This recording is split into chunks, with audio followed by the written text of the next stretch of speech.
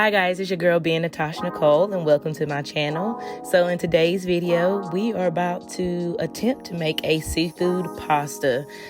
If you don't know, baby, I love seafood. So these are all the ingredients, but I'll show them to you individually as well. We are starting out by the lobster tails. I bought these at my local Publix. Publix always has the freshest seafood. So I wanted to incorporate some fresh seafood as well as some other shrimp that you'll see.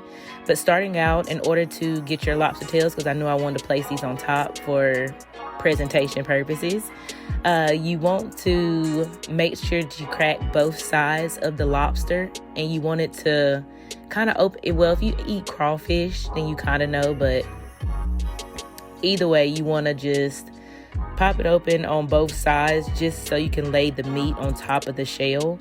So by hitting it on the back, it kind of like breaking the ribs of it. As you can see here, just a couple of hard taps.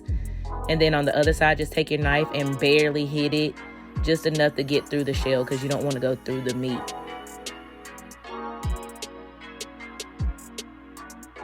And then you want to just pop it open and it just comes right out. And you want to also make sure that you properly cut down the middle, just to make sure that you're removing any dirt or debris that may be in there. And your lobster tail looks better in the end anyway.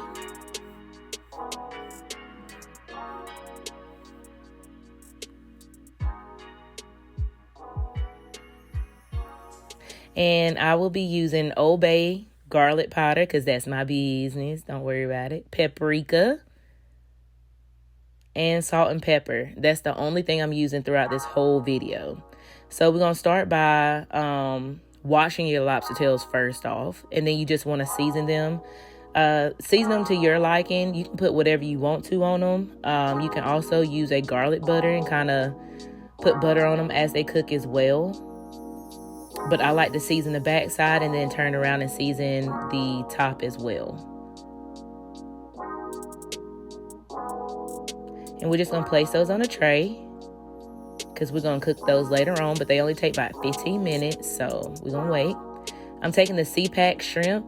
Y'all, I discovered this on a whim at Sam's one day, but let me tell you, this shrimp scampi though, we have ate it with just adding noodles to it. It makes enough butter.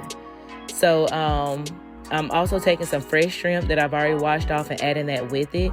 But the butter sauce that it makes is amazing. Like if they were smart, they would just sell the butter sauce in something separate because it's that good. I kid you not. I'm not going to hold you. I'm using a little bit of the scampi sauce from Publix as well, just because I knew I wanted to make sure it was enough. So I only put 2 little tablespoons in there. Can't even talk. Couple of tablespoons. Mix that around. You know your shrimp is done once it's pink. I added a little bit of butter, maybe a lot of bit of butter.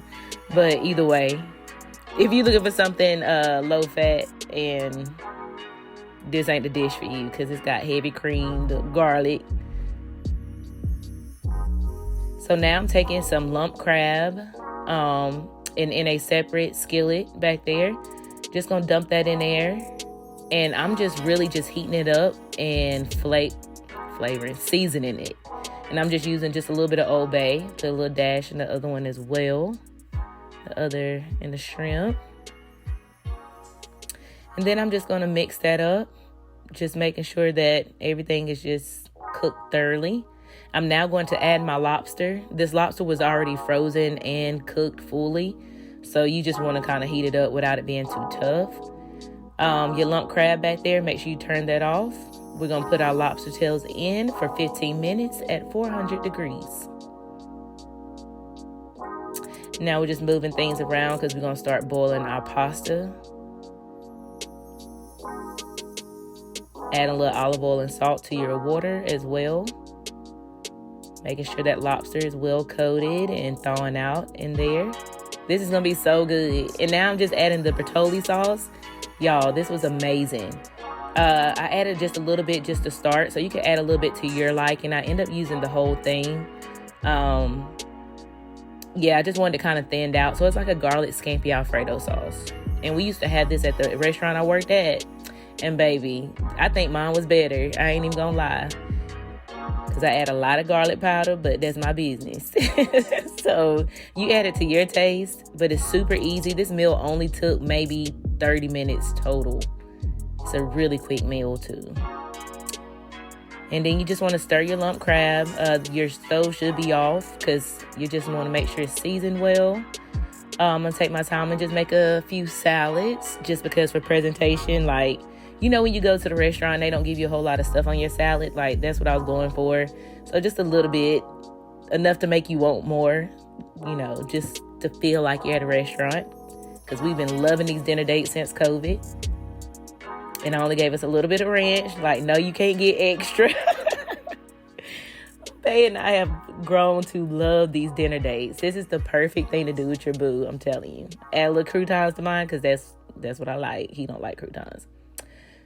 So now that everything is ready, I pulled my lobsters out. I'm going to go ahead and add a little bit of butter. Yes, with my fingers, they're clean as my food. Don't worry about it.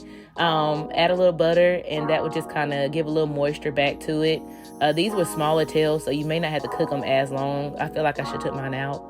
I'm now using this buttoni pasta. This was fresh pasta, y'all, and it was only like $2.19 at Publix. So I used that, and it only said it takes 2 minutes to cook, but it was so good. It totally adds a different flavor. So now I'm just pouring all my sauce on top of that. I wanted to leave my crab separate because the crab kind of gets lost in it. So I know I want to put the crab on top after I've plated the pasta. But, I mean, if you want to add your crab in there now, you could. I mean, I don't see why not. I just know I wanted to taste my crab. I wanted to see it. So I'm just mixing that around, and this is what you should have so far. And your crab here and your lobster tails. We was missing some asparagus or some kind of green, but we just went for pasta. I mean, we had the salads. So now it's time to set up the table. This is my favorite part of date night because it makes you really feel like you're at a restaurant, you know, like everything is placed right. You got wine glasses, you got waters there. Babe being a creeper, don't even worry about him. He's so silly, man. He high. Don't pay him no attention. Don't pay him no attention right now. Okay, so now we're gonna go ahead and make some margaritas because what's date night without a cocktail? Even though we do have wine, but we need cocktails, and I'm just making my famous margarita. Y'all know I like to add some kind of orange liqueur to my margaritas because I like that orange flavor.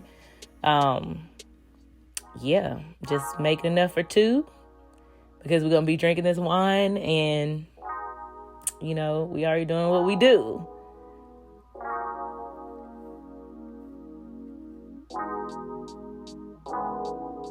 And I make sure to get my matching glasses as well, put a little ice in there. And because I'm a bartender, I make perfect drinks every time. They were perfect to the T, just enough ice, everything. Because that's what I do, baby. And so now I'm cutting a few limes just to put on the side. Babe don't even like lime on his, but it's for the look. It's the aesthetic of it all. So don't come for me. Add a little salt on top because it's a margarita. Cheers, we're almost done.